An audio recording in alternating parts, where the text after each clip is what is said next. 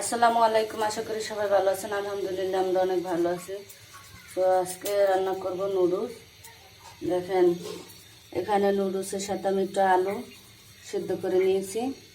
আর এখানে কী কী উপকরণ নিয়েছি আমি বরবটি, ক্যাপসিকাম, টমেটো কোনোটাই নেই, তাই ভেন্ডি, পেঁয়াজ, ডিম, নুডলসের মশলা, কাঁচামরিচ নিয়েছি। চলেন নুডলস রান্না শুরু করি। দিয়ে দিলাম পেঁয়াজগুলো। পেঁয়াজটা একটু হয়ে এসেছে, এখন আমি ভেন্ডিগুলো দিয়ে দিব। ভেন্ডির সাথে বাকি পেঁয়াজটা লাল লাল হয়ে যাবে। ভেন্ডিটা এখানে একটু ভেজে নেব, সেটাও হবে, ভাজা ভাজা হবে। এতে করে ভেন্ডির পিছলাটা থাকবে না, অনেক সুন্দর হবে।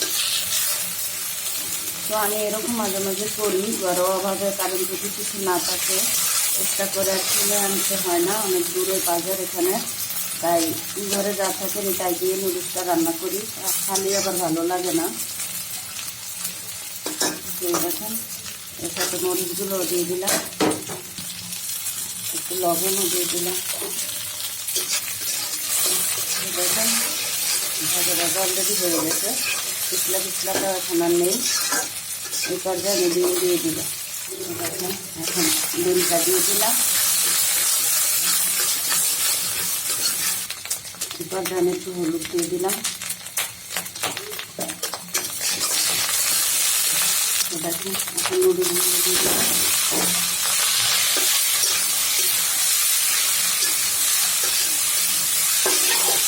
এই পর্যায়ে আমি একটা মশলার প্যাকেট দিয়ে দিব, বাকিটা হয়ে আসলে দিব।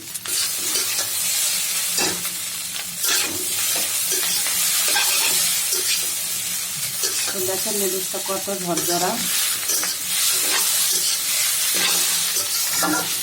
আর একটু ভেন্ডি দেওয়ার কারণে দেখেন কতটা সুন্দর লাগে, খেতেও এরকম ভালো লাগবে। আমি মাঝে মাঝে এরকম রান্না করি, তো মনে হচ্ছে আর একটু ভেন্ডি বেশি দিলেও ভালো লাগবে।